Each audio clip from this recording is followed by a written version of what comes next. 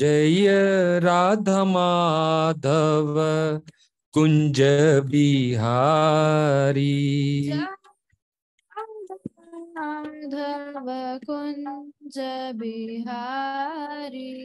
जय राधा माधव कुंज बिहारी।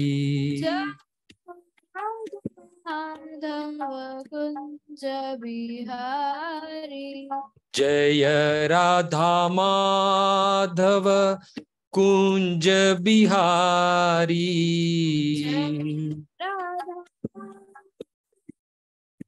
कुंज बिहारी। गोपी जन वल्लभ गिरिवर धारी। गिरिवरधारी। गोपी जन वल्लभ गिरिवर धारी। गिरिवरधारी। यशोदानंदन ब्रज जन रंजन। ब्रज जनरंजन। यशोदानंदन ब्रज जन रंजन।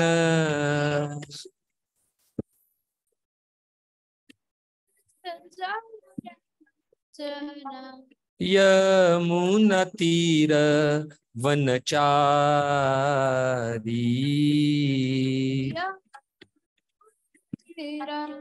वनचारी। जय राधा माधव कुंज बिहारी। माधव कुंज बिहारी। हरे कृष्णा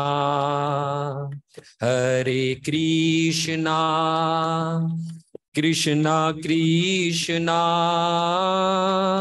हरे हरे हरे राम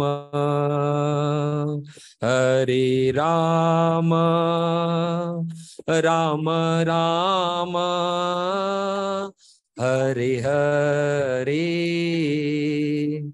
हरे कृष्णा हरे कृष्ण कृष्ण कृष्ण हरे हरे हरे राम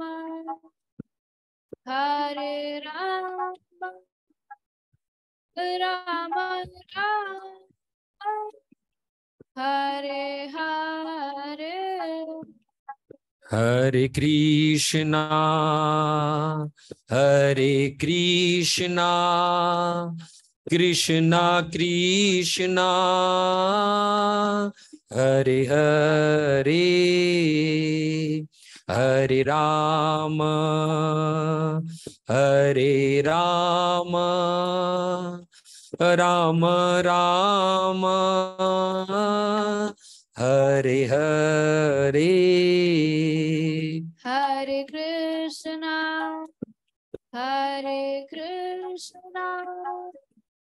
कृष्णा कृष्णा हरे हरे हरे राम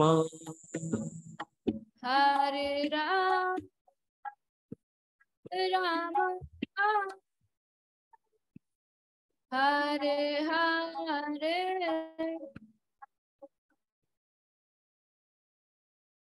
राधा माधव राधा माधव राधा माधव राधे। राधा माधव माधव राधा माधव राधे।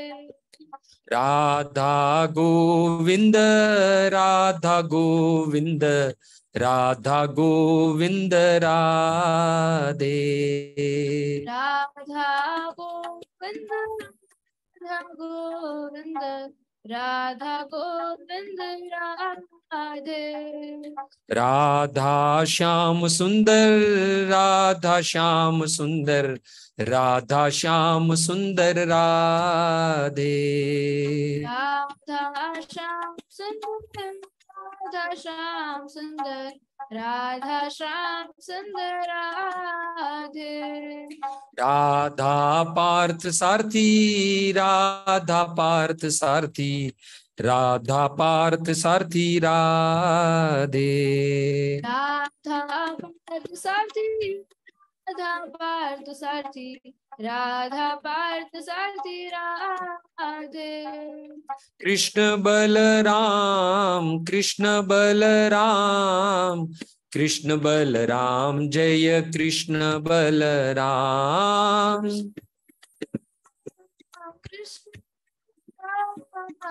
कृष्ण बलराम जय कृष्ण बलराम जगन्नाथ जय जगन्नाथ बलदेव जय सुभद्रा जगन्नाथ जय जगन्नाथ बलदेवा जय सुभद्रा गौरनीताय जय गौरनीताय गौरनीताय जय गौरनीताय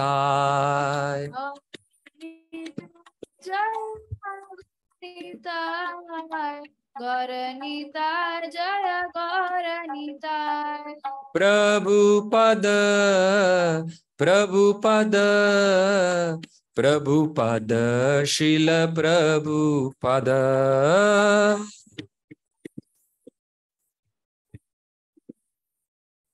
प्रभुपद श्रील प्रभुपद जय जय प्रभुपाद प्रभुपाद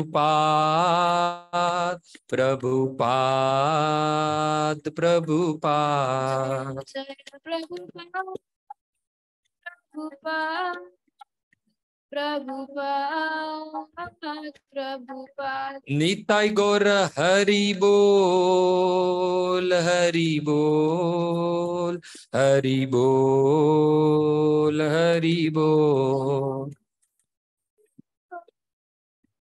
हरि बोल हरि बोल हरि बोल युग धर्म हरि नाम संकीर्तन की जय जगत गुरु शील प्रभुपाद की जय निताई गौर हरि प्रेमानंदे हरि हरि बोल।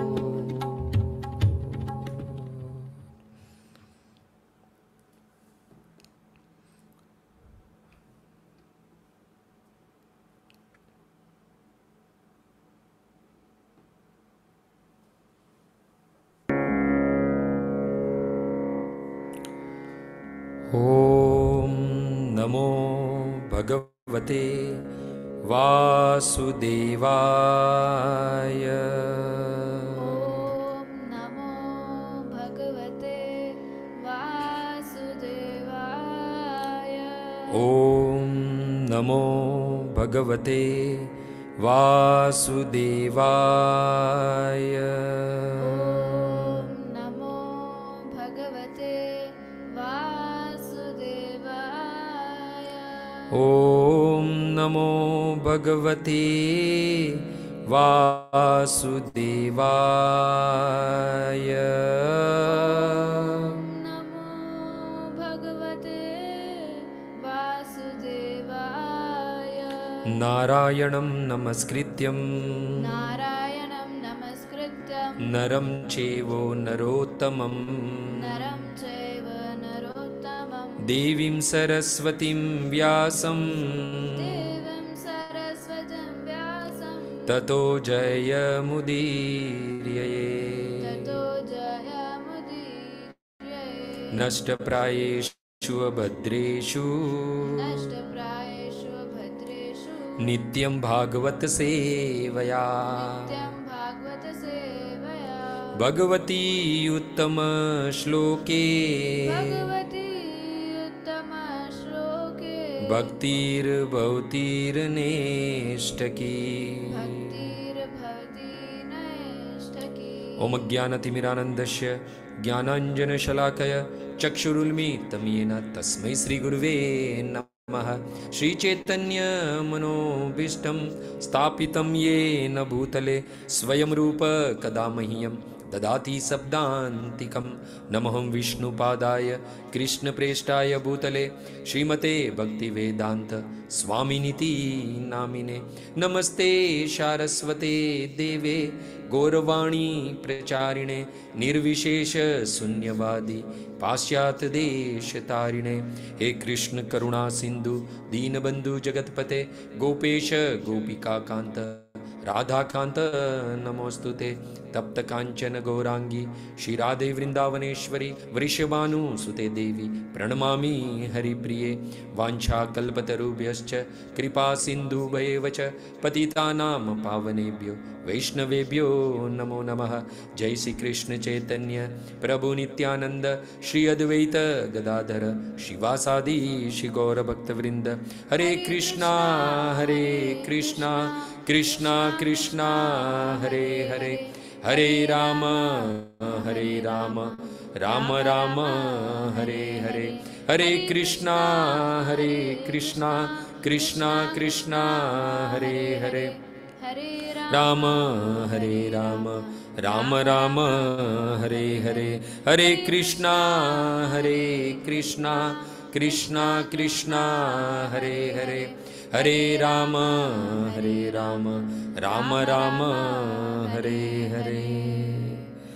मखेश्वरी क्रियेश्वरी स्वदेश्वरी शुरेश्वरी त्रिवेद भारतीश्वरी प्रमाण शासनेश्वरी रमेश्वरी क्षमेश्वरी प्रमोदकाननेश्वरी ब्रजेश्वरी ब्रजाधिपे श्रीराधिके नमोस्तुते, श्रीराधिके नमोस्तुते। जय जय राधारमण, जय जय नवल किशोर, जय गोपी चित चोर प्रभु,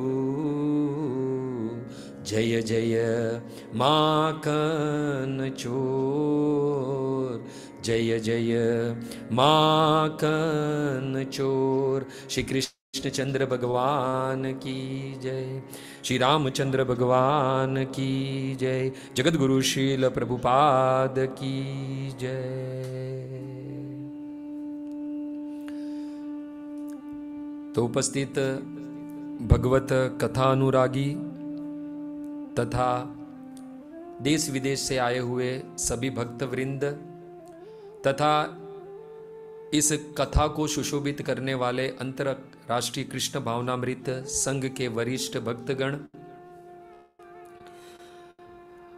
आप सभी का इस पार्थ सारथी फाउंडेशन में हार्दिक स्वागत है, जो पावर बूस्टर कथा है उसमें। और साथ ही साथ आप सभी भक्तों के चरणों में आपके इस दास का प्रणाम। हरे कृष्ण। तो भक्तों, पुनः सौभाग्य है मेरा कि मेरी वाणी जो है वो भगवत गुणानुवाद में लग रही है, और उसका सारा श्रेय एक और एकमात्र पार्थ सारथी फाउंडेशन को जा रहा है। देखो, कृष्ण की भक्ति प्राप्त करने के लिए बूस्टर क्या है? ये जो सुबह का सेशन शुरू हुआ है उसमें है पावर बूस्टर।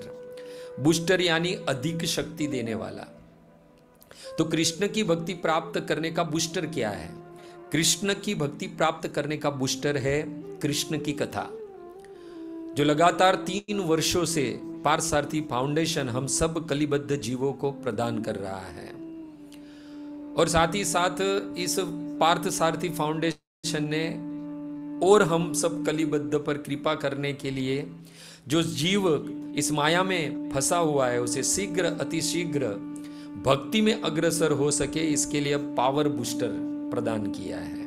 तो पुनः खूब खूब धन्यवाद पार्थसारथी फाउंडेशन का, साथ ही साथ जो पार्थसारथी फाउंडेशन के जो वरिष्ठ भक्त हैं, नंद कुमार प्रभु जी, हरिलीला प्रभु, प्रद्युम्न प्रभु जी, इन सबका भी धन्यवाद कि जिन्होंने पुनः इस दास को अवसर दिया अपनी वाणी को शुद्ध करने के लिए।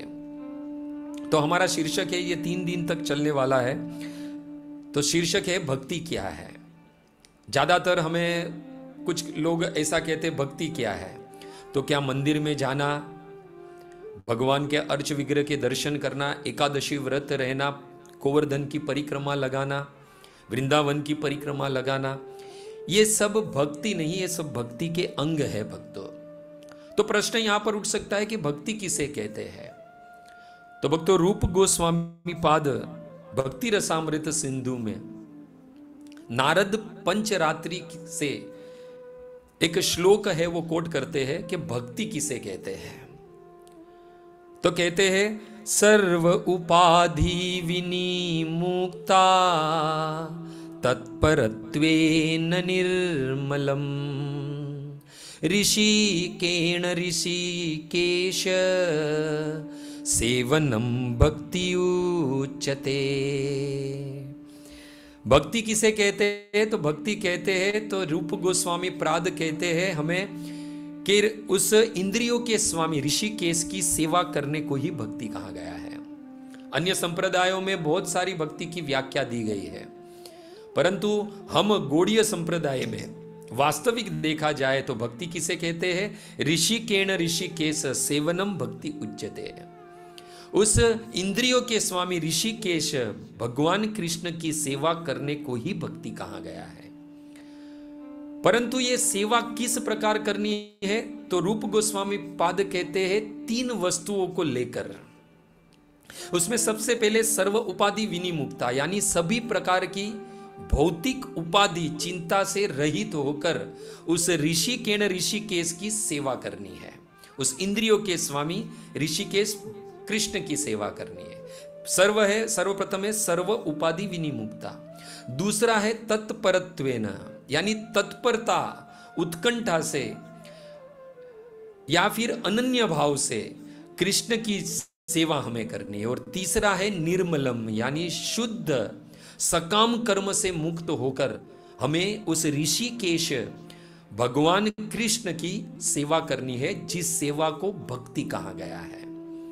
तो भक्ति करनी है, परंतु 3 वस्तुओं को लेकर करनी है। सबसे पहले सर्व उपाधि विनिमुक्ता। तो हम आज जो है प्रथम सत्र है, वो सर्व उपाधि विनिमुक्ता से हमें कैसे भगवान की सेवा करनी है उस ऋषिकेश की, उसके बारे में श्रवण करेंगे। उसके बाद है तत्परत्वेन और तीसरा है निर्मलम। तो सबसे पहले सर्व उपाधि विनिमुक्ता, सभी उपाधियों से यानी चिंताओं से मुक्त होकर हमें कृष्ण की सेवा करनी है, और उसी को ही भक्ति कहा गया है भक्तों। अभी चिंता तो जीवन में रहेगी, बिना चिंता चलेगा कैसे?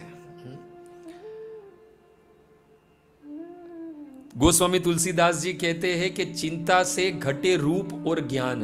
ये चिंता जो है ना, उससे हमारा रूप और हमारा ज्ञान है वो घट जाता है। चिंता बड़ी अभाग्नि, चिंता चीता समान। ये चिंता जो है बड़ी अभाग्नि है, वो चीता के समान है। देखो, मनुष्य जब मर जाता है तब चीता उसको जलाती है, परंतु ये चिंता जो है वो जीते जी मनुष्य को जलाती है। तो हमें प्रश्न उठ सकता है कि तो फिर इसमें से निकले कैसे? हम बिना चिंता कैसे कृष्ण की सेवा करें?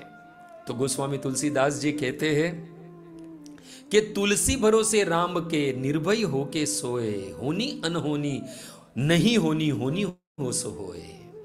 हमें क्या करना है? पूर्ण रूप से कृष्ण को शरणागत हो जाना है। पूर्ण रूप से सभी चिंताओं से मुक्त होकर कृष्ण के शरण में जाना है। और कृष्ण के शरण यानी कृष्ण के शरण जो चरण है उसको क्या कहा गया? अभय चरणार वृंद। सभी भयों से, सभी चिंताओं से मुक्त करने वाले हैं।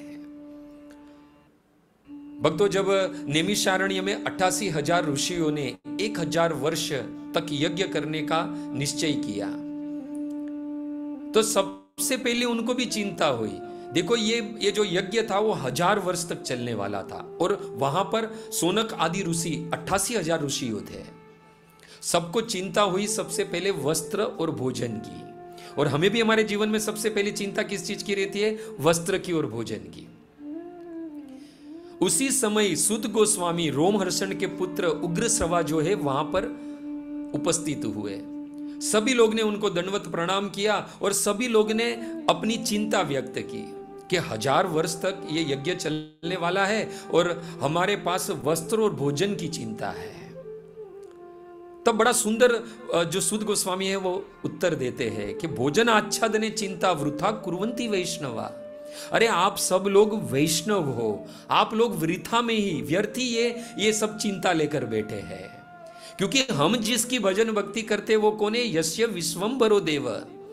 अरे हम वैष्णव हैं, हम उसकी भक्ति करते हैं जो सारे जगत का भरण पोषण करता है, चींटी से लेकर हाथी तक और छोटे जीव से लेकर ब्रह्मा तक सबका जो पोषण करता है उसकी हम भजन भक्ति करते हैं। यस्यो विश्वम्भरो देव, उस विश्व का भरण पोषण करने वाले कृष्ण की हम भजन भक्ति करते हैं। सब भक्तान की मुपक्षते, तो वो क्या अपने भक्तों की रक्षा नहीं करेंगे? तुम व्यर्थ में ही ये चिंता कर रहे हो, क्योंकि जो कृष्ण की भक्ति में लगा हो, यदि वो सेवा कर रहा है और चिंता से सेवा कर रहा है तो वो भक्ति नहीं कही जाएगी। इसलिए कैसे भी करके पहले चिंता से मुक्त होना है हमें। देखो, जब कृष्ण के आश्रित हो जाता है जीव तो सभी चिंताओं से मुक्त हो जाता है। किसी भी अवस्था में वो एक ही उसका लक्ष्य होता है कि मैं कृष्ण की सेवा कैसे करूं।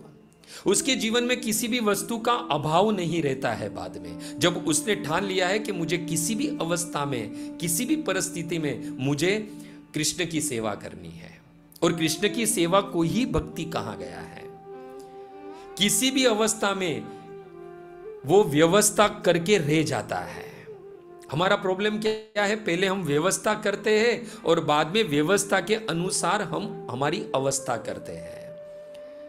वास्तविक देखा जाए तो कृष्ण का भक्त वो है, जाही विधि राखे राम ताही विधि रहिए। जिस प्रकार से भगवान रखे उसी प्रकार से रहे, वही कृष्ण का भक्त है।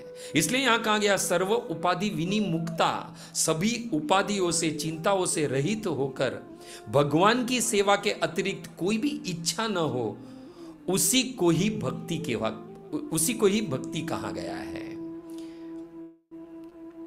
इसलिए जो कृष्ण का भक्त होता है उसे किसी भी प्रकार की चिंता नहीं होती है। अभी इस संसार में चिंता भी बहुत प्रकार की है।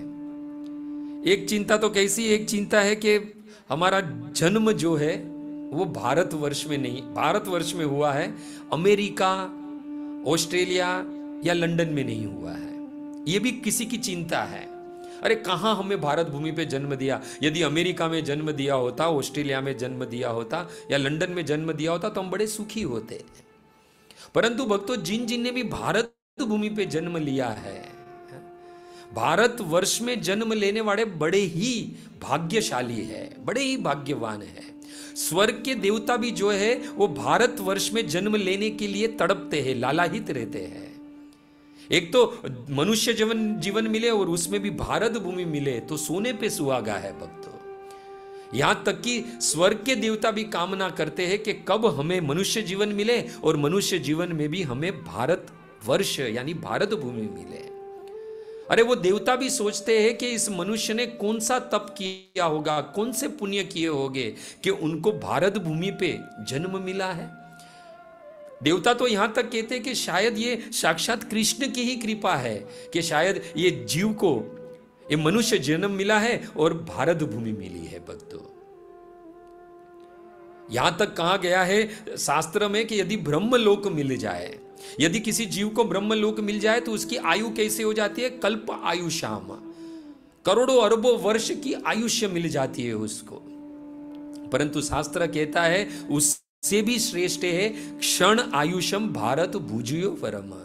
उससे तो अल्प आयुष्य भी यदि भारत भूमि पे मिल जाए तो वो करोड़ों अरबों वर्ष का आयुष्य जो है, कल्प आयुष्य है, वो भी तुच्छ है, वो भी तुच्छ है। उससे तो श्रेयकर है भारत भूमि में क्षण आयुष्यम, अल्प आयुष्य भी मिल जाए तो वो भी ये श्रेष्ठ है। और संन्यस्य समयानत्य भयम पदम हरे, क्योंकि सभी भयों को दूर करने वाले, सभी चिंताओं से मुक्त करने वाले कृष्ण के जो चरण कमल है वो इस भारत भूमि पे ही प्राप्त होते हैं भक्तों। इसलिए यदि हमने कृष्ण की भजन भक्ति की है, वो भी सभी उपाधियों से मुक्त होकर, यदि हमने कृष्ण की भजन भक्ति की है सर्व उपाधि विनी मुक्ता, सभी चिंताओं से मुक्त होकर, तो समझ लेना कि वही सेवा भक्ति कहलाती है भक्तों। अभी इस संसार में सभी चिंताओं, सभी भौतिक उपाधियों का दुख का कारण क्या है? 3 वस्तु है भक्तों। सबसे पहले है धन, दूसरा है तन और तीसरा है मन। देखो इसमें से तन, मन और धन, इसमें से 2 वस्तु जो है धन और तन, ये हमारा नहीं है, ये सबसे पहले समझ लेना है। परंतु हम पूरी जीवन क्या समझते हैं? ये हमारा कमाया हुआ धन हमारा है और ये तन हमारा है, ये शरीर हमारा है। श्रील प्रभुपाद हमेशा कहते हैं कि we are not a body, we are soul. हम क्या करते हैं? ये तन और धन के जो चक्कर में फंसते, इसके लिए हमारे जीवन में सबसे ज्यादा चिंता और उपाधि आती है। परंतु ये तन और ये धन हमारा है ही नहीं। यदि हमारा होता तो मरने के बाद ये हमारे साथ में आता।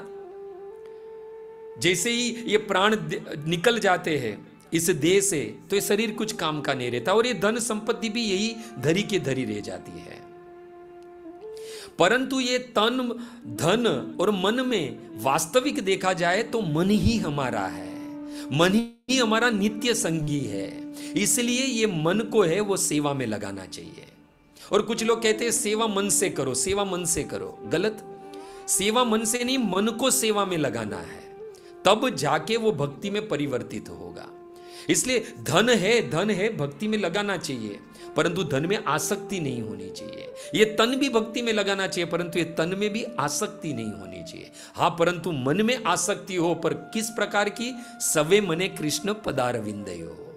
अमरीश महाराज कहते हैं भागवत में 9वें स्कंद में कि ये मन है वो कृष्ण को अर्पित कर देना चाहिए, तो अपने आप ये हमारी जो बाकी जो इंद्रिया है वो कृष्ण में लग जाए। इसलिए जब ये मन जो है कृष्ण की चरणों में लग जाए तो सभी उपाधियों से ये मन जो है वो मुक्त हो जाए, ये मन चिंताओं से मुक्त हो जाए भक्तों, और सभी उपाधियों से मुक्त होकर शोक मोह भय अपहा। जिन ने भी कृष्ण की भक्ति की है भक्तों, वो शोक मोह भय से अपहा, उसके जीवन में से सब कुछ निकल गया है। इसलिए मन को भौतिक आसक्तियों से हटाकर भगवान के चरणों के प्रति लगानी चाहिए, चरणों की सेवा में लगाना चाहिए। इसी प्रकार मन को वश में किया जाता है, और मन वश में हो गया तो अपने आप चिंताओं से हम मुक्त हो जाएंगे। और जब तक चिंताओं से मुक्त नहीं होंगे तब तक हम जो कृष्ण की सेवा करते हैं वो भक्ति नहीं कहलाएगी भक्तों। भक्ति विनोद ठाकुर कहते हैं, मानस दे गे जो कुछ मोरे, अर्पिलु तुया पदे नंद किशोरे। वहां पर भी 3 वस्तु भक्ति विनोद ठाकुर कहते हैं। मानस यानी मन, दे यानी ये शरीर, और गे यानी मेरा घर, ये मेरी धन संपत्ति, जो कुछ भी मेरे पास है, ये कृष्ण मैंने आपके चरणों में दे दिया है, समर्पित कर दिया है। क्योंकि जब तक ये 3 वस्तु कृष्ण के चरणों में समर्पित नहीं की जाएगी तब तक हम चिंताओं से मुक्त नहीं हो सकते हैं। और भक्ति विनोद ठाकुर कहते हैं, अहम मम शब्दे अर्थे याहा किचु है, अर्पिलु तोमार पदे होए दयामये। हे दयालु कृष्ण, आज मैं आपके चरण कमलों में सब कुछ अर्पित कर देता हूं जो मैं और मेरा की श्रेणी में आता है।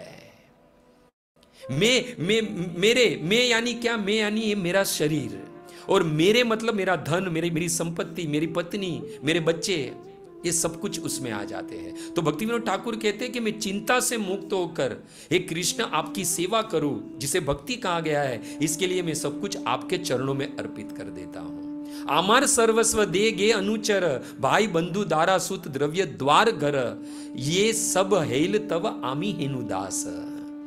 जीवन में सेवा कब होगी? जब हम दास बनेंगे। हम कहते तो है कि हमें सेवा करनी है कृष्ण की, परंतु सेवा करने के लिए पहले दास बनना पड़ेगा, और हम तो स्वामी बनने में लगे हुए हैं। इसलिए यहां पर स्वामी कब तक रहेंगे? ये सारी जो भौतिक वस्तु है, उससे जब तक हमारा अटैचमेंट रहेगा, आसक्ति रहेगी, तब तक हम दास नहीं बन सकते हैं। इसलिए भक्ति विनोद ठाकुर कहते हैं कि ये सब कुछ जो मेरा सर्वस्व है, दे गे अनुचर भाई बंधु दारा सुत द्रव्य द्वार घर, ये सब कुछ है कृष्ण में आपके चरणों में अर्पित कर देता हूं और अब मैं आपका दास बन गया हूं। अब ये सब कुछ आपका हुआ और मैं आपका दास बन गया हूं। और तोमार गृहते अभी आमी करी वास। देखो यहां पर बहुत सुंदर कहते भक्ति विनोद ठाकुर कहते अब मैं आपके घर में वास कर रहा हूं। एक बार जब हमने सब कृष्ण को समर्पित कर दिया है, अर्पण कर दिया है, फिर हमारा क्या है? भक्ति विनोद ठाकुर कहते मैंने सब कुछ दे दिया, यहां तक कि मेरी धन संपत्ति घर भी मैंने आपको दे दिया। इसलिए भक्ति विनोद ठाकुर कहते तोमार गृहते, क्योंकि मैंने घर आपको दे दिया, ये घर कृष्ण अब आपका हो गया है। इसलिए तोमार गृहते अब आमी करी वास, मैं अब आपके घर में वास कर रहा हूं। तुम्ही गृह स्वामी आमी सेवक तुम्हार। ये जब जीवन में आएंगे कि कृष्ण आप स्वामी हो मेरी सभी वस्तुओं के, मेरे यहां तक कि मेरे मन के भी आप स्वामी हो, तब जाके सेवक तुम्हार, तब जाके हम कह सकेंगे कि हम कृष्ण के दास हैं। ये बहुत सुंदर है। हम लोग कह देते मनस्वी कृष्ण दास है, ये दास वो दास, दास कह के हम अपने आप को तो जगत को दिखाते हैं, परंतु क्या मन से दास है हम? मन से दास होने के लिए ये सारी भौतिक वस्तुएं, उससे आसक्ति छोड़नी पड़ेगी। इसलिए तो चैतन्य महाप्रभु कहते हैं न धनम न जन्म न सुंदरी कविताम वाम जगदीश कामिये मम जन्मनि जन्मनि ईश्वरे भवतात भक्ति अहित्युखित्वयि। ये निष्काम भक्ति है ये भक्तों। और कृष्ण की भक्ति करने के लिए सर्व उपाधि विनिमुक्ता होना ही पड़ेगा। और वो कब होगे? जब इन भौतिक वस्तुओं से, भौतिक संबंध से हमारी आसक्ति छूटेगी भक्तों। इसलिए तो वित्रासुर भी क्या कहते, जब भगवान सामने आते, प्रकट होते, कहते मांगो वित्रासुर तुम्हें क्या चाहिए। सब कुछ मांग सकते थे, परंतु वो भागवत का असुर है वित्रासुर, परंतु पूर्व जन्म के चित्रकेतु महाराज इसलिए क्या मांगते हैं? न नागपुष्टम न च पारमेष्टियम न सार्वभौमम न रसाधिपत्यम न योग सिद्धिय पुनर्भवम वा। मुझे ये सब कुछ नहीं चाहिए, क्योंकि ये सब कुछ चिंता का कारण बनेगा। और मैत्रेय मुनि विदुर जी से कहते ये कामना रखने वाला ही शांत रूपेशु, ये भक्त को शांत रूपेशु भक्त कहते हैं। और इन्हीं भक्तों के कारण ईरा महत अंश युक्तो ही अज अपि जात भगवान यथा अग्नि। ऐसे ही लोगों के लिए भगवान जो है वो अपने धरातल को छोड़कर, इस अपने धाम को छोड़कर इस धरातल पर प्रकट होते हैं। ऐसे भक्तों के लिए ही, इसलिए हमें दास बनना है, ऐसा भक्त बनना है जो हम कृष्ण की सेवा कर पाए। इसलिए यहां पर नारद पंचरात्र सूत्र में से रूप गोस्वामी पाद कहते हैं कि सबसे पहले उस ऋषिकेश की सेवा करने के लिए हमें क्या होना था? विनिमुक्त, सर्व उपाधि विनिमुक्त, सभी उपाधि चिंताओं से मुक्त होना पड़ेगा भक्तों। और भक्तों इस संसार में सबसे ज्यादा यदि उपाधि और चिंता यदि पैदा करने वाला कोई है तो वो है अधिक धन, पद, प्रतिष्ठा। ये सब उपाधि और चिंता पैदा करवाती है। आप देखो इंद्र को देख लीजिए, इंद्र ने तो स्वर्ग का सिंहासन प्राप्त कर लिया, फिर भी रात दिन चिंता सताती है कि कोई इसको छीन न ले। इतने ऊंचे पद पर है, फिरंतु चिंता नहीं गई उसकी। कोई भी तपस्या करता है तो उसको भय हो जाता है कि शायद ये मेरे इंद्र के आसन यानी मेरे सिंहासन के लिए तपस्या कर रहा है। हमेशा भय में, चिंता में रहता है। इसलिए भक्तों भागवत रामायण जैसे पुराण ग्रंथ से हमें शिक्षा मिलती है कि धन पद भक्ति में पतन का कारण बन जाता है। आप देखो मां सीता ने सोने के हिरण में आसक्ति जताई कि प्रभु श्री राम से कहा कि मुझे सोने का हिरण चाहिए। क्या हुआ भक्तों? सोने के हिरण में यानी सोने में आसक्ति हुई तो उनका हरण हो गया भक्तों। हमारे जीवन में भी यदि धन संपत्ति प्रतिष्ठा मान सम्मान जैसी वस्तुओं में आसक्त होगे तो एक ना एक दिन हमारी भक्ति का भी हरण हो जाएगा भक्तों, इसमें कोई भी संदेह नहीं है। और जीवन में सबसे ज्यादा आसक्ति भक्तों यदि किसी वस्तु में है तो वो है धन संपत्ति में। यहां पर क्या है, हम ये जो जीवन जी रहे हैं, पदम पदम विपदम, ये पग पग पर विपदा है, उपाधि है, चिंता है। परंतु हम जिसे विपदा समझ रहे हैं वो विपदा नहीं है। विपदो नेव, जिसे हम चिंता उपाधि समझ रहे हैं वो वास्तविक है ही नहीं। और संपदो नेव संपदम, जिसे हम धन संपत्ति समझ रहे हैं वो संपत्ति ही नहीं है। भागवत कहता है कि वास्तविक संपत्ति क्या है? नारायण स्मृति। भागवत कहता है कि जो रात दिन भगवान का स्मरण करता रहे वही उसकी वास्तविक धन है, संपत्ति है। और जिसे हम विपदा समझ रहे हैं तो आखिरी विपदा उपाधि क्या है? तो विस्मरण विष्णु। जिस क्षण हम भगवान का विस्मरण हो गया हमें, उसी वक्त हमारे जीवन में चिंता उपाधि प्रवेश कर जाएगी भक्तों। इसलिए तो जब हनुमान जी से प्रभु श्री राम मिलते हैं तो हनुमान जी से कहते हैं सब कुछ कुशल मंगल है। तो हनुमान जी कहते हैं, कहु हनुमंत विपति प्रभु सोई, जब तब सुमिरन भजन न होई, जब तब सुमिरन भजन न होई। हनुमान जी कहते हैं प्रभु सब कुछ कुशल मंगल है। कब तक? जब तक आपका सुमिरन हो रहा है, आपका स्मरण हो रहा है।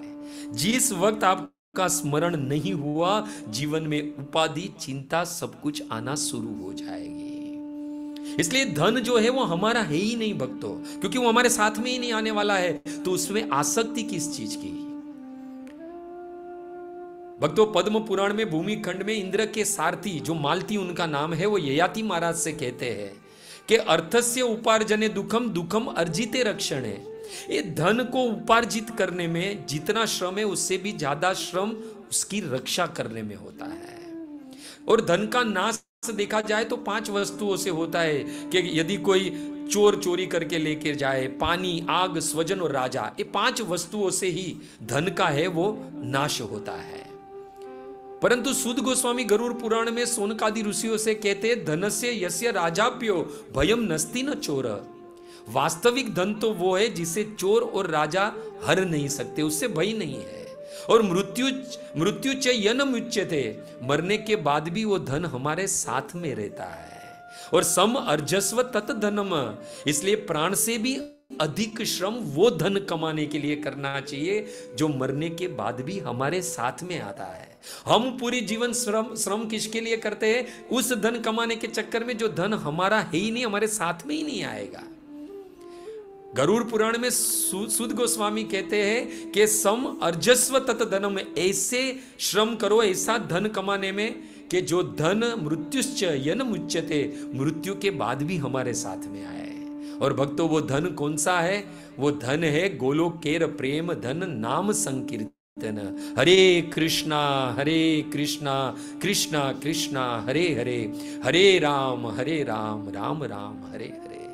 यही धन है वास्तविक भक्तों, जो मरने के बाद भी हमारे साथ में आएगा। कभी कभी क्या होता है, कोई कृष्ण की भजन भक्ति करता है तो सब लोग कहते हैं अरे ये कृष्ण की भजन भक्ति करने वाले तो सब निर्धनी होते हैं। परंतु पद्म पुराण में चले तो भौतिक दृष्टि से शायद वो गरीब रहे, निर्धन दिखे, परंतु आध्यात्मिक दृष्टि से देखा जाए, पद्म पुराण की दृष्टि से देखा जाए भक्तों, तो पद्म पुराण कहता है सकल भुवन मध्य निर्धना अस्ति अपि धन्य। कहते हैं कि तीनों लोक में यदि सबसे निर्धन हो, परंतु यदि वो कृष्ण की भजन भक्ति करता है तो अपि धन्य, वो सबसे धन्य है, धन्यवान है। निवसी हृदय येषाम सी हरे भक्ति रेखा, क्योंकि उसके हृदय में साक्षात कृष्ण की भक्ति रहती है। और ये विषय भी भक्ति का ही है कि भक्ति कहते किसे है। ऐसा नहीं है कि जीवन में जब चिंता दुख, अगर हम निर्धन है तो हमारे जीवन में हम भजन भक्ति नहीं कर सकते हैं, ऐसा नहीं है। कुछ लोग कहते हैं हमारे पास धन संपत्ति नहीं है तो हम भजन भक्ति कैसे करें, वो गलत है। भक्तों, यदि कोई कृष्ण की भक्ति करता है तो समझ लेना इस संसार में, संसार क्या है, तीनों लोक में सबसे ज्यादा धनवान है वो, क्योंकि उनके हृदय में साक्षात कृष्ण विराजमान है। उस लक्ष्मी का पति जो है वो उनके हृदय में वास करने लगता है। और भक्ति सूत्रों और किससे बन जाता है? भक्ति के ही धागे से बन जाते हैं। भक्तों, वो कृष्ण जिनको जन्म होते ही उस कंस के कारावास में वो लोहे की जंजीर बांध नहीं पाई, वही दुर्योधन उनको सभा में बांधने की कोशिश करने गया, परंतु बंधे नहीं भक्तों, क्योंकि भगवान कहते हैं कि ना मेरा आदि है ना अंत है, दुर्योधन तू मुझे बांधेगा कैसे। उस भगवान को भी यदि हमें बांधना है तो एक ही धागा है, और वो धागा है भक्ति सूत्र। भक्तों, भक्ति के सूत्र में ये भगवान जो है वो बंध जाते हैं। और पद्म पुराण कहता है निज लोकम सर्वथा तम विहाय, वो भगवान अपना निज धाम छोड़कर उस भक्त के हृदय में वास करने लगते हैं। ये है भक्ति। भक्तों, इसलिए तो हमारे नरोत्तम दास ठाकुर कहते हैं ना कि हे वैष्णव, तुमको तो सत सत प्रणाम है, क्योंकि तुम्हारे हृदय सदा गोविंद विश्राम, क्योंकि तुम्हारे हृदय में भगवान जो है वो वास करते हैं। इस दुनिया में श्री कृष्ण के आश्रय में जो जिया है भक्तों, उसका सब कुछ लूटने के बावजूद भी वो इस तीनों लोक का सबसे धनवान व्यक्ति माना गया है। भक्तों, प्रमाण चाहिए तो भागवत का 10वां स्कंद भक्तों, जिसमें सुदामा की कथा आती है। भक्तों, विधाता ने लेख लिख दिया कि यह ब्राह्मण ज्ञानी होगा, तपस्वी होगा, वेदों को जानने वाला होगा, परंतु जीवन में दरिद्रता होगी, वो दरिद्र होगा। और जब कृष्ण के यहां आए वो सुदामा, और कृष्ण ने जब उनको अपने आसन पर बिठाकर उनके चरण धोए, उनकी पूजा की, और चंदन की जब अर्चना करने के लिए उनके कपाल पर चंदन लगाने गए, तब कृष्ण ने देखा कि मेरे भक्त के कपाल पर लिखा है श्री क्षय। तुरंत ही क्रोधित हो गए कि वो ब्रह्मा, वो विधाता को अक्ल नहीं है, मेरा भक्त है, कैसे उसके भाग्य में श्री क्षय लिख दिया। मेटत कठिन को अंक भाल के, विधाता के लेख को मिटाना असंभव है भक्तों, परंतु जो कृष्ण का भक्त होता है, कृष्ण स्वयं उसके भाग्यों को पलट डालते हैं। भक्तों, विधाता ने लिखा था कि ये ब्राह्मण जो है सुदामा, वो वेदों को जानने वाला ज्ञानी होगा, परंतु दरिद्र होगा। श्री क्षय लिखा था उसके भाग्य में, परंतु कृष्ण ने उसको ही उलटा कर दिया, यक्ष श्री कर दिया। कुबेर की जगह, कुबेर की जितनी संपत्ति हो छोड़ो, वैकुंठ की जितनी संपत्ति है उतने संपत्ति का मालिक उसे बना दिया। यह है कृष्ण की भक्ति करने का फल। भक्तों, इसलिए तो हमारे छठ गोस्वामी अष्टकम में श्रीनिवास ठाकुर कहते हैं कि त्यक्त्वा तृण मशेष मंडलपति श्रेणीम सदा तुच्छवत भृत्वा दीन गणेश को करुणिया कोपिन कंथाश्रितो।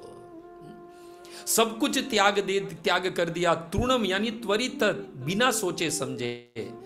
रूप गोस्वामी और सनातन गोस्वामी हमने बहुत बार प्रवचन में सुना है, श्रवण किया है कि 22.5 लाख मुद्रा थी उनके पास सोने की, 54 ग्राम की एक। फिर भी क्या है, तृणम त्वक्ता तृणम, तुरंत ही उनको त्याग कर क्या किया, भूतवा दीन गणेश को करुणिया, वो करुणा उनके हृदय में थी। हम जैसे भक्तों को कृष्ण की भक्ति मिले, इसके लिए कोपिन कंथाश्रितो, एक गमछा और कोपिन पहनकर निकल गए भक्तों। ये है कृष्ण का जो भक्त होता है, वो कृष्ण की सेवा में सर्व उपाधि विनिमुक्ता, सभी उपाधियों से, चिंताओं से मुक्त उसकी सेवा करता है, तब जाके वो कृष्ण की भक्ति को प्राप्त करता है। श्री प्रभुपाद कहते हैं जीवन में 6 प्रकार के दुख, उपाधि, चिंता जीवन में आती है। 6 प्रकार से हमारे जीवन में दुख और उपाधि और चिंता आती है। उसमें सबसे पहले भूख, दूसरा है प्यास, तीसरा है शोक, चौथा है मोह, पांचवा है मृत्यु और छठा है जरा।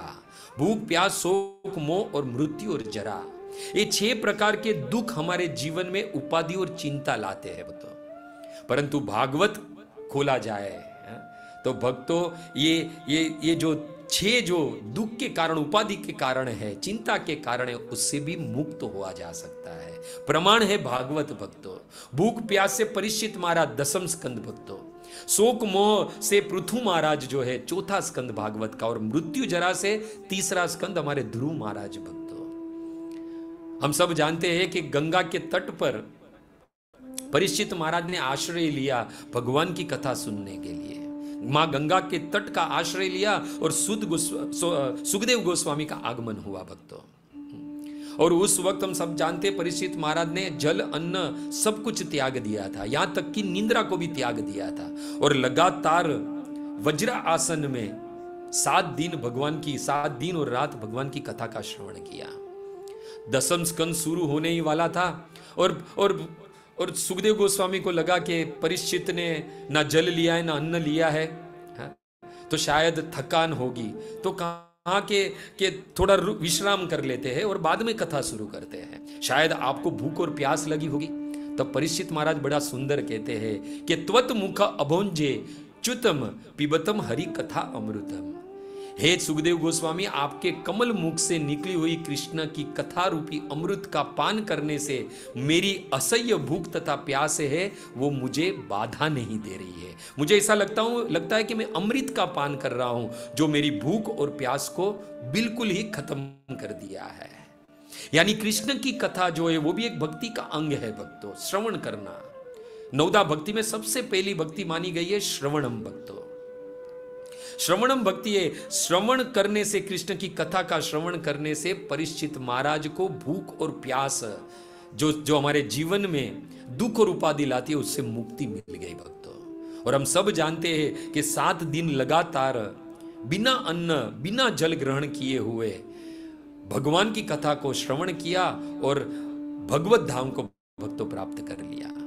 दूसरी है शोक और मोह जो हमारे जीवन में उपाधि और चिंता लाती है।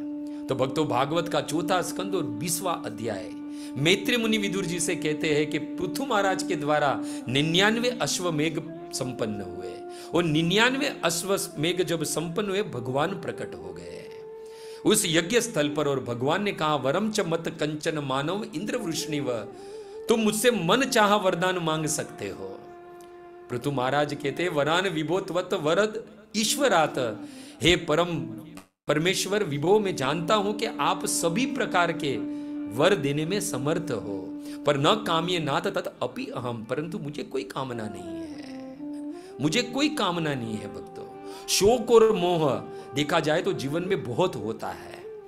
अगर धन संपत्ति अगर चली जाए तो शोक होने लगता है, और इसी धन संपत्ति में शोक क्यों होता है चले जाने पे? क्योंकि उसमें मोह होता है। परंतु ये शोक और मोह से दूर होने के लिए क्या मांगा पृथु महाराज ने कि कर्ण अयुतम एश में वर, हे कृष्ण, यदि आप मुझ पर प्रसन्न हो तो मुझे 10 लाख कान प्रदान करो, ताकि मैं आपके भक्तों के मुख से आपके चरण कमलों की महिमा का गान सुन सकूं। क्योंकि जानते थे पृथु महाराज कि भगवान की जो कथा है, शोक मोह भय अपहा, ये जीवन में शोक और मोह से अगर मुक्त होना है तो भगवान की कथा का ही श्रवण करना पड़ेगा। इसलिए उन्होंने 10 लाख कान मांगे भक्तों, यानी 10 लाख कान की ताकत श्रवण करने की मांगी भक्तों। और तीसरा है मृत्यु और जरा। तो भागवत का 3रा स्कंद भक्तों मैत्री मुनि विदुर जी से कहते हैं कि ययो उत्तानपाद पुत्रो, ये उत्तानपाद का पुत्र ध्रुव ने नारद मुनि के द्वारा भगवान के दिव्य रूप गुण लीला की कथा श्रवण करके मृत्यु कृत्वा एवं उग्रीन अंग्रीम आरूहो हरे पदम, उस 5 साल के बालक ध्रुव ने मृत्यु के सर पर पैर रखकर भगवत धाम को प्राप्त किया। और क्या वर प्राप्त किया भगवान से कि कभी भी झरा नहीं आएगी, यानी कभी भी बुढ़ापा नहीं आएगा। तो जिन ने भी भगवान की भजन भक्ति की है भक्तों, वो ये 6 प्रकार के जो दुख हमारे जीवन में आते हैं, जो चिंता और उपाधि लेकर आते हैं, भूख प्यास शोक मोह और मृत्यु और जरा, भागवत प्रमाण है कि इन सब भक्तों ने भगवान की भजन भक्ति करके इन 6 दुख से मुक्ति प्राप्त कर ली, जिन्हां से उनको चिंता और व्याधि उत्पन्न होती थी। तो भक्तों, यही है कि भगवान कृष्ण की भक्ति करना है, परंतु भक्ति जो है उसे किसे भक्ति कहती है? सर्व उपाधि विनिमुक्ता, सभी चिंताओं से मुक्त होकर हमें भगवान की सेवा करनी है, जिसे भक्ति कहा गया है। हम तो सेवा भी करते तो चिंता से करते, माला भी करते तो भी चिंता से। कोई कहता है कि क्यों इतना चिंता में दिख रहे हो, तो कहेगा कि अभी मेरी 5 माला बाकी है 16 माले में। अरे माला जब हम करते हैं तो आनंद की अनुभूति होनी चाहिए, चिंता से भगवान का नाम नहीं लेना है। भगवान का नाम तो चिंता से मुक्त होने के लिए लेना है। परंतु हम जो है वो माला भी चिंता से करते हैं कि अभी अभी मेरी इतनी माला बाकी है, उतनी माला बाकी है। अरे 16 माला जब हो जाती है फिर पूरे दिन उस माला के सामने देखते भी नहीं है हम लोग। और श्री प्रभुपाद कहते हैं कि वास्तविक कृष्ण की भक्ति या कृष्ण की प्रेम हमारे हृदय में प्राप्त हुआ है। कैसे पता चले? जब 16 माला कंप्लीट होए और 17, 18, 19 और 20 माला करने की उत्कंठा आए, तब जाके समझना चाहिए कि हमें कृष्ण की भक्ति में हम लोग प्रवेश कर चुके हैं। अब हम कृष्ण की सेवा करने के अधिकारी हो गए, अब मैं कृष्ण का दास बन गया हूं।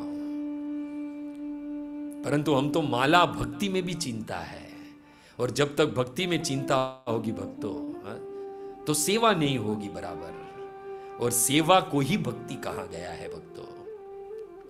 इसलिए भक्तों देखा जाए तो यही जो सभी चिंताओं से मुक्त है उसे शांत रूपेशु कहा गया है। और श्री प्रभुपाद कहते हैं ऐसे ही लोगों के लिए भगवान जो है वो अपना निज धाम त्याग कर इस धरातल पर प्रकट होते हैं।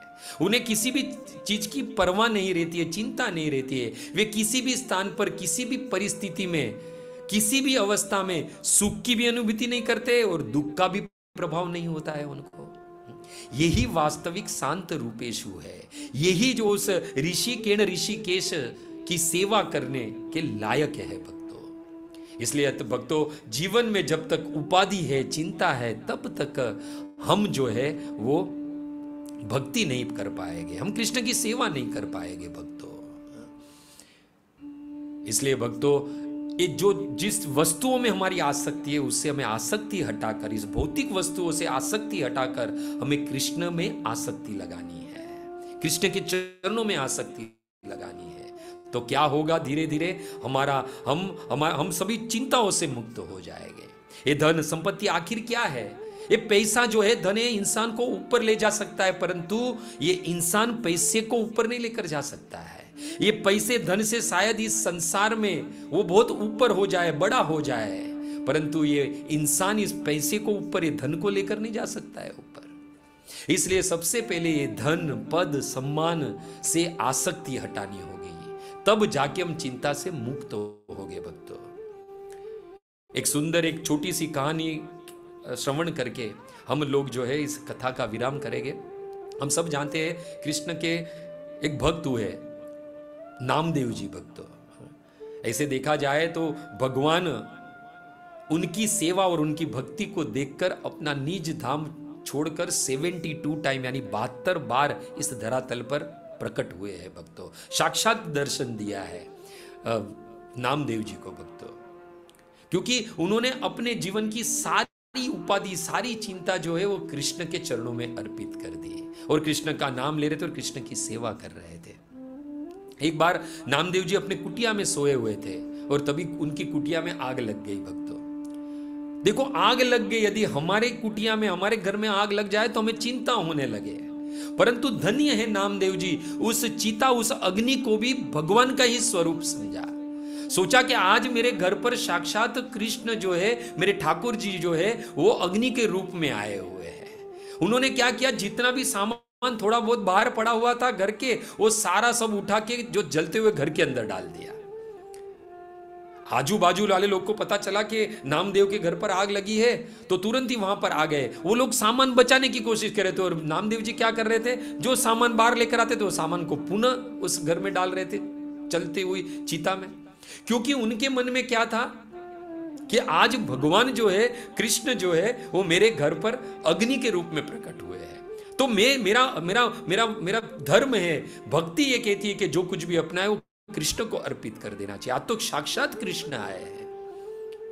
सारे गांव वाले जो है उनके सामान बचाने की कोशिश कर रहे, ये सारा बड़ा हुआ भारत भी जो बचा हुआ सामान पुनः अंदर डाल रहे हैं। सब लोग ने कहा पागल हो गया है ये, हम तो उसकी मदद करने के लिए आए थे परंतु ये तो पागल हो गया है, अपना बचा कुचा सामान भी वो अग्नि में डाल रहा है, जलने दो उसका सब कुछ, हमें क्या करना है। सब लोग चले गए वहां से। भक्तों ऐसा शास्त्र में भक्तमाल में वर्णन है कि जब सुबह हुई तो भक्तों वो जली हुई कुटिया नहीं, उससे भी आलीशान मकान बनकर रहा था वो। सब लोगों को आश्चर्य हुआ कि रात को तो इस नामदेव की कुटिया जल गई थी और सुबह सुबह में देख रहे हैं कि इतना बड़ा महल जैसा बन गया है। सब लोग ने आके नामदेव से पूछा कि ये चमत्कार हुआ कैसे। नामदेव ने कहा सबसे पहले अपने घर में आग लगाओ और बाद में अपनी जो कुछ भी आसक्ति जिस चीज में वो सब अग्नि में स्वाहा कर दो, आपका भी मकान ऐसा बन जाएगा। परंतु ये हम कर नहीं पाएंगे भक्तों, क्योंकि अभी भी हम इस भौतिक वस्तु और भौतिक संबंध में आसक्ति है हमें। और जब तक ये भौतिक संबंध और भौतिक वस्तुओं में आसक्ति रहेगी तब तक चिंता हमें सताती रहेगी, हमारे जीवन में बार बार उपाधि आएगी। इसलिए इस उपाधि से, चिंता से बचना है तो क्या करना होगा, हमारी सारी आसक्ति जो है वो कृष्ण में लगानी पड़ेगी। तो क्या होगा? तब जाके सर्व उपाधि विनिमुक्ता होगा, और सभी उपाधियों से मुक्त होकर जब हम कृष्ण की सेवा करेंगे तब ही उच्चते भक्ति, उसे भक्ति कहा जाएगा। तो बहुत समझने की बात है इस श्लोक से कि जब तक जीवन में चिंता रहेगी तब तक कृष्ण की सेवा नहीं कर पाएंगे, और कृष्ण की सेवा को ही भक्ति कहा गया है। उस इंद्रियों के स्वामी की सेवा करना ही भक्ति है, परंतु उसके लिए 3 कार्य करने पड़ेंगे। सबसे पहले सभी चिंताओं से मुक्त होना पड़ेगा। और ये कैसे हो सकते हैं? जब हम भगवान की कथा श्रवण करें, जब हम भक्तों के चरित्र को गाएंगे, सुनेंगे, श्रवण करेंगे, भगवान की कृपा को देखेंगे, भगवान की कृपा का श्रवण करेंगे। धीरे धीरे हम क्या होगा, कथा का श्रवण करते करते ये भौतिक वस्तुओं से, भौतिक संबंध से हमारा अटैचमेंट है वो धीरे धीरे हटता जाएगा, और भगवान के प्रति हमारा अटैचमेंट, हमारी आसक्ति है वो बढ़ती जाएगी। तब जाके हमारे जीवन में से ये जो चिंता जो है, जो बड़ी अभाग्नि है, हमने इस सत्र के शुरू होने से पहले ही सुना था, तब जाके हम इससे मुक्त हो सकते हैं भक्तों। तो आज का जो सत्र था वो था पावर बूस्टर है इसका नाम। इसलिए भक्ति किसे कहते बहुत समझना है, और इसलिए इस श्लोक से माध्यम से हमने इस श्लोक का सहारा लिया है। भक्ति रसामृत सिंधु का ये श्लोक है भक्तों, 112 प्रथम स्कंद का प्रथम अध्याय का दूसरा श्लोक है भक्तों। ये सर्व उपाधि विनिमुक्ता तत्परत्वेन निर्मलम ऋषिकेण ऋषिकेश भक्ति सेवनम भक्ति उच्यते भक्तों। तो आज हमने ये पहला पड़ाव पार किया है। अब दूसरा है कल तत्परत्वेन, यानी उत्कंठा होनी चाहिए कृष्ण की सेवा करने के लिए। और तीसरा है निर्मलम, तीसरे दिन हम सुनेंगे कि कैसा शुद्ध भाव लेके हम कृष्ण की सेवा करें, तब जाके उसे भक्ति कहा जाएगा। हम सेवा तो कर रहे हैं, परंतु इस 3 सत्र के बाद हमें याद रखना है, क्या ये वस्तु लेकर हम कर रहे हैं सेवा, तब जाके वो भक्ति होगी, है ना। तो आज हमने श्रवण किया कि किस प्रकार सभी उपाधियों से मुक्त होकर हम भगवान की भजन भक्ति कर सकते हैं। तो भक्तों, आज का जो सत्र है जिसे पावर बूस्टर कहा गया है, तो कोशिश की है कि मुझे भी पावर मिले और आप सब श्रवण श्रोताओं को भी पावर मिले कि कृष्ण की भक्ति में हम कैसे अग्रसर हुए। इसलिए 3 दिन का सेशन है। तो इस सेशन के दौरान यदि कोई त्रुटि रह गई हो, कोई शब्द का प्रयोग उचित समय उचित स्थान पर न हुआ हो, तो आपका सेवक, आपका पुत्र, आपका दास समझकर क्षमा कर देना। हरे कृष्णा कृष्णा कृष्णा हरे हरे, हरे राम राम राम हरे हरे। सभी भक्त वृंद की जय। नामाचार्य हरिदास ठाकुर की जय। प्रेम से बोलो जय श्री कृष्ण चैतन्य प्रभु नित्यानंद श्री अद्वैत गदाधर शिवासादि श्री गौर भक्त वृंद की जय। हरे कृष्णा। हरि हरि बोल प्रभु जी। थैंक यू सो मच प्रभु जी, आपने बहुत ही अच्छा भक्ति का परिभाषा दिया, और लास्ट में आपने नामदेव जी का बहुत अच्छा कथा सुनाया प्रभु जी। थैंक यू सो मच प्रभु जी। आपके पास समय रहेगा क्वेश्चन आंसर के लिए? हाँ, यस माता जी है। सभी भक्तों से विनती है, यदि आपका कोई क्वेश्चन है तो आप अपना हैंड रेज कर सकते हैं। प्रद्युम्न प्रभु जी, आप कृपया अनम्यूट कीजिए। हरे कृष्णा मनस्वी कृष्णा प्रभु की जय हो। बहुत आनंद आया आप बता रहे हैं मुझे, और आपने अच्छी तरह ये फर्स्ट श्लोक समझाया प्रभु जी। उपाधि तो आती है जीवन में, और सब लोग उपाधि में फंसे हुए हैं। उसमें तो विनिर्मुक्ता होने का यही कारण है कि भगवान के भक्ति करो और सरेंडर हो जाओ, तो मुक्त हो सकते हैं। धन्यवाद। बहुत आनंद हुआ प्रभु जी, धन्यवाद। धन्यवाद हरे कृष्णा। थैंक यू प्रभु जी। कमलेश माता जी, आप अनम्यूट कीजिए। हरे कृष्णा। हरे कृष्णा प्रभु जी, धन्य प्रणाम। बहुत सुंदर आपने कथा प्रवचन किया, जैसा कि पावर बूस्टर। तो हमें सैटरडे संडे नहीं मिल रहा था, तो वो बड़ा उस दिन हमें डाउन लगता था, बट अब कृपा कर दी भक्तों ने, सैटरडे संडे भी कर दिया है अनाउंस कि अब हुआ करेगा। तो बहुत बहुत धन्यवाद आपका। मेरा क्वेश्चन ये था प्रभु जी, जैसे हम ये करते हैं कि हमें अभी माला करनी है, भोग लगाना है, इस चीज में हमारी कॉन्शियस रहती है, तो क्या वो चिंता कहलाती है या वो कॉन्शियसनेस कहलाती है, कृष्णा कॉन्शियसनेस? क्योंकि हम हर समय यही सोच रहे हैं, अभी ये ऑफरिंग करनी है, अभी हमें इसको लाना है, भगवान को भी ये करना है, अभी माला भी रहती है हमारी, भी रीडिंग भी करनी है हमने, तो इसको हम कैसे समझ सकते हैं प्रभु जी? माता जी, बहुत सुंदर प्रश्न है आपका। सबसे पहले कि यदि हम ये सोचे कि मेरी माला बाकी है, मुझे भगवान को भोग लगाना है, ये बाकी है, वो बाकी है, वही चिंता है। परंतु यदि इसके बाद ही है तत्परत्वेन, जो दूसरा है, यानी उत्कंठा यदि हमारे जीवन में हो कि कृष्ण के लिए भोग बनाना है, कृष्ण का नाम जपना है, तो देखो चिंता वहाँ रहेगी ही नहीं, क्योंकि वो तो आनंद हमें प्रदान करती है। कृष्ण का नाम हमें आनंद प्रदान करता है, सभी भयों से मुक्त करता है। हाँ, कृष्ण के लिए हमें ये करना है, ये सबसे पहले हमें प्रायोरिटी उसको देनी है, सेकेंडरी पे नहीं रखना है। यदि ये सेकेंडरी पे रखोगे तो ये चिंता हो जाएगी, और प्रायोरिटी पर, प्रथम स्थान पर रखोगे तो ये कभी भी चिंता नहीं होगी। ये बहुत समझने की बात है। हम क्या करते हैं, हम सारा काम करते रहते हैं और बाद में कहते हैं अरे कृष्ण के भोग बनाना है, अभी कृष्ण की माला बाकी है। हम जब इसको प्रायोरिटी देंगे, प्रथम स्थान देंगे, तब अपने आप ये चिंता हट जाएगी। क्योंकि हम यदि कुछ करना भी चाहे तो हम कर नहीं सकते, सब कुछ कृष्ण करवाते हैं, क्योंकि वही वास्तविक देखा जाए तो सर्व कारण कारणम है। इसलिए यदि हम भक्ति को प्रायोरिटी दे देंगे और इस दूसरी जितनी भी कार्य है उसको सेकेंडरी बना देंगे, तो अपने आप ये चिंता का विषय निकल जाएगा।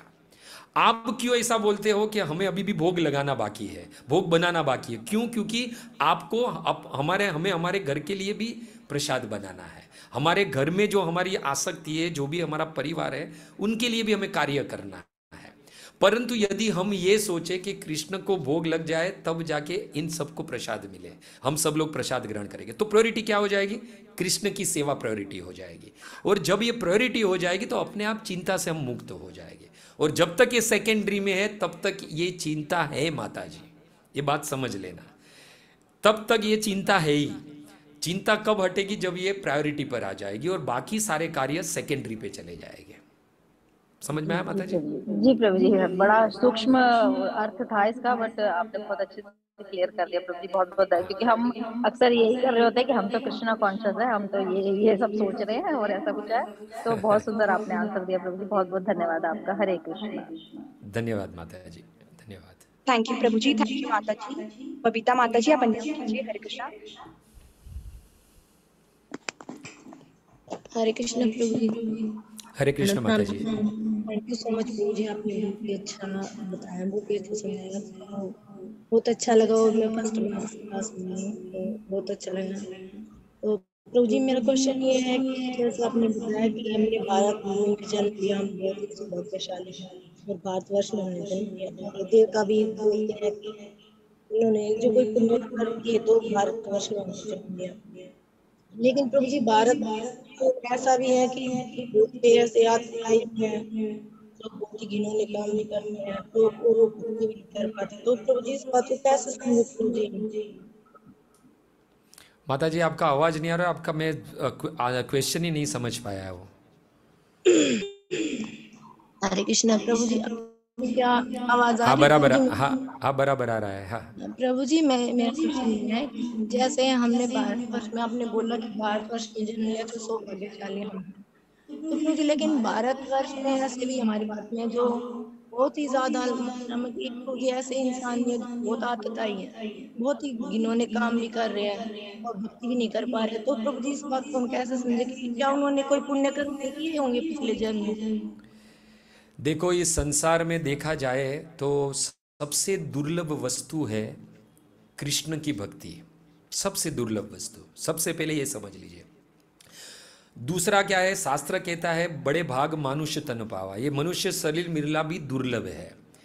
मनुष्य शरीर मिल जाए उसमें भी कृष्ण की भक्त का संग करके भक्ति मिलना दुर्लभ है, और भक्ति मिलकर सेवा करना ये सबसे दुर्लभ वस्तु है।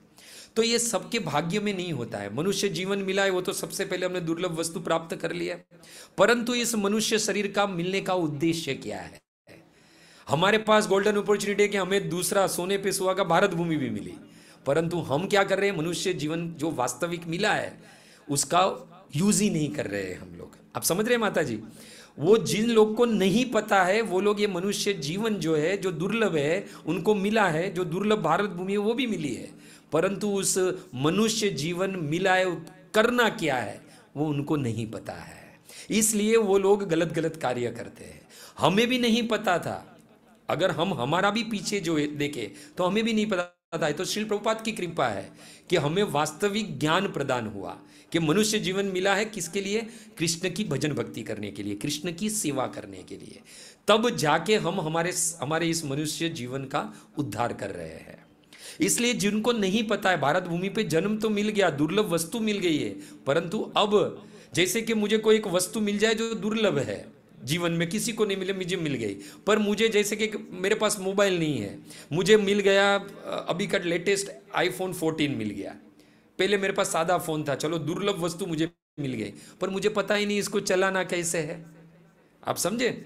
मुझे पता ही नहीं उसको चलाना कैसे है, तो प्रॉब्लम ही है। वैसे उन लोग को भारत भूमि भी मिली, मनुष्य जीवन भी मिला जो दुर्लभ है, परंतु उसका उपयोग, सदुपयोग कैसे करना है उनको पता नहीं है। अभी तक उनका संग किसी शुद्ध भक्त से नहीं हुआ है, उन्होंने कभी भी भगवान की कथा का श्रवण नहीं किया है। ज़्यादा कहूँ तो वो लोग ने अभी तक पार्थ सारथी में आए नहीं है, इसके लिए वो सब लोग जो है वो अभी भी अधम कर रहे हैं। तो उन सब लोग को पार्थ सारथी में आना चाहिए, उसमें खास करके पावर बूस्टर में आना चाहिए, तो वास्तविक समझ में आए कि ये मनुष्य जीवन मिला है किसके लिए मिला है, भारत भूमि किसके लिए मिली है ना माता जी? तो उद्देश्य हमें पता होना चाहिए उसका। थैंक यू सो मच प्रभु जी, आपने मेरे डाउट क्लियर किया प्रभु जी, बहुत अच्छा। धन्यवाद माता जी, धन्यवाद। थैंक यू प्रभु जी, थैंक यू माता जी। प्रभु जी आपके पास समय रहेगा? तीन क्वेश्चन। हाँ माता जी है, आप लोग के पास समय है क्योंकि हमारा तो यहाँ दोपहर है, हमें कोई प्रॉब्लम नहीं है। Okay okay. नंद कुमार प्रभु जी आप कृपया अनम्यूट कीजिए। हरे कृष्णा।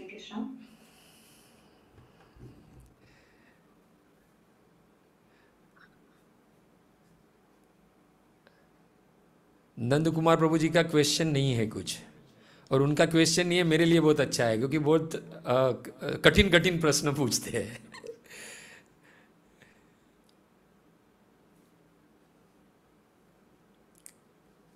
और किसी का कोई प्रश्न? देवेंद्र प्रभु जी आप अनम्यूट कीजिए। हरे कृष्णा। हरे कृष्णा। धन्यवाद, प्रणाम।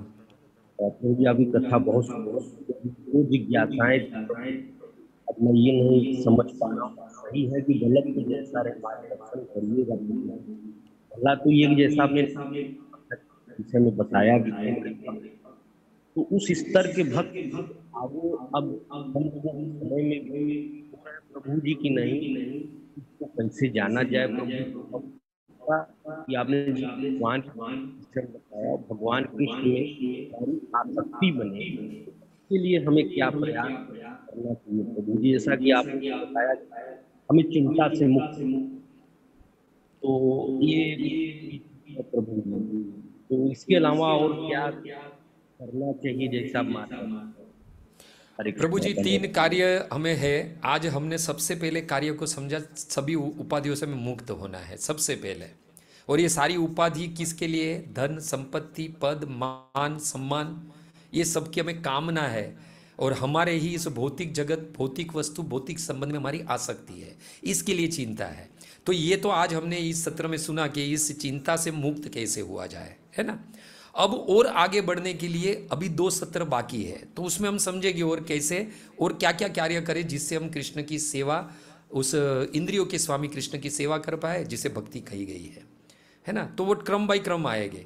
आज पूरे सत्र में हमने जाना कि सभी चिंताओं से मुक्त कैसे हुआ जाए, तो उसका तो हमने श्रवण किया है। तो और कुछ आपकी कोई जिज्ञासा है तो बताइए, वो तो क्रम में आएगी, धीरे धीरे समझ में आ जाएगा हमें।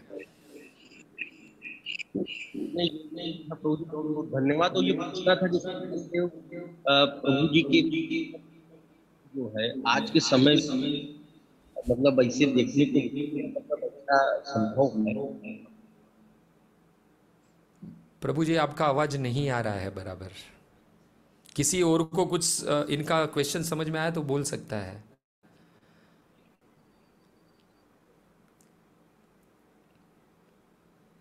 आपका क्वेश्चन फिर से रिपीट कीजिए प्रभु जी।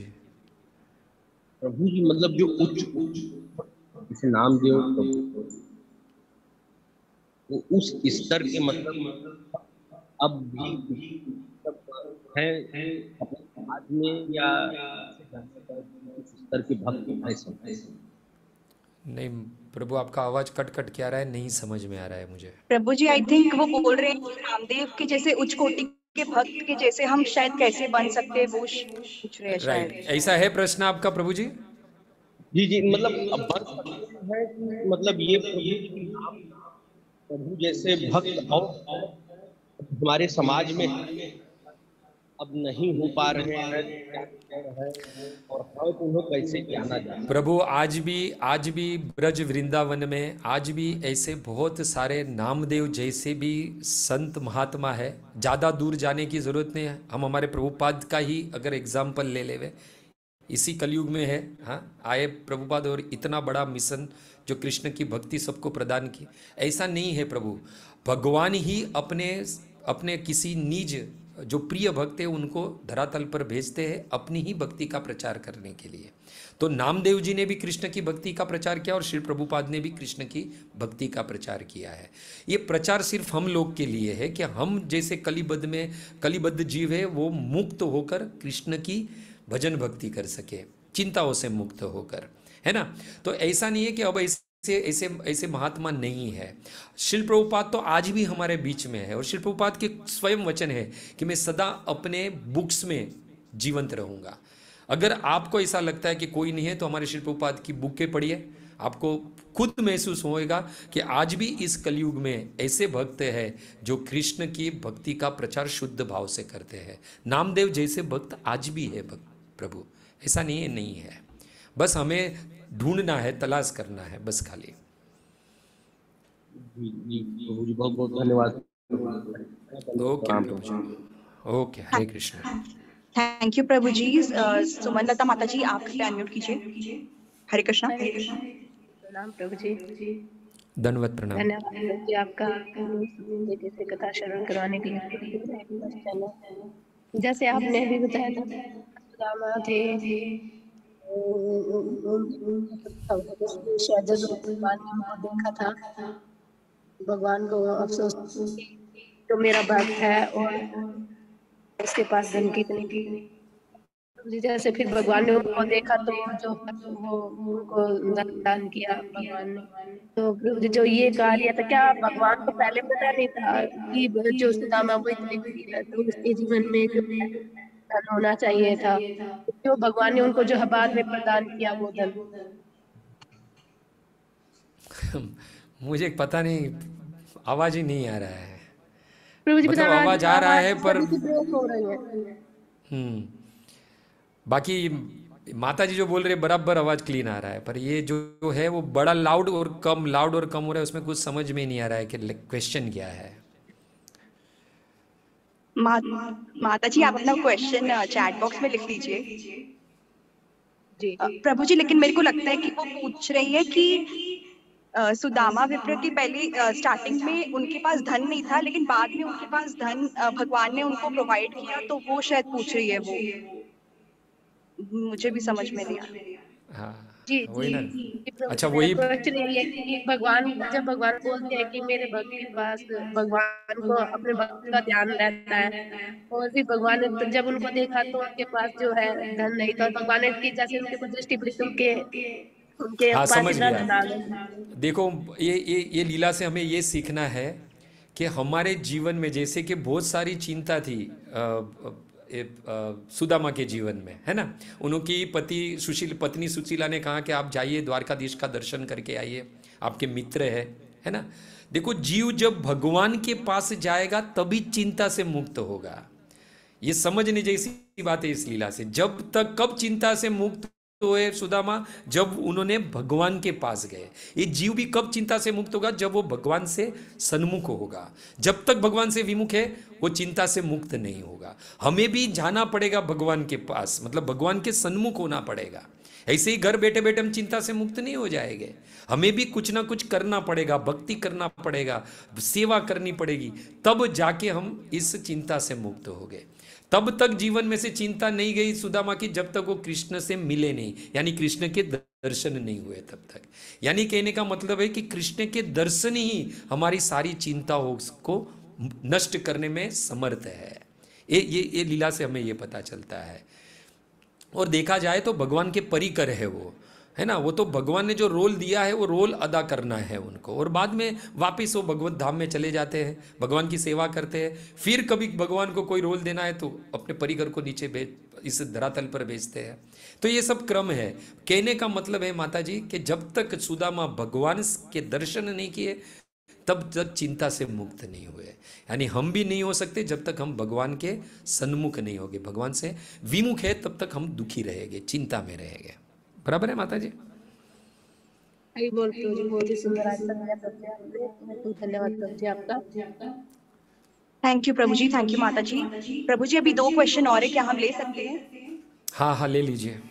ओके, लवन्या कृष्णा माता जी, प्रभु जी आप कृपया अनम्यूट कीजिए। हरे कृष्ण, प्रणाम प्रभु जी। हरे कृष्ण। प्रभु जी थैंक यू सो मच।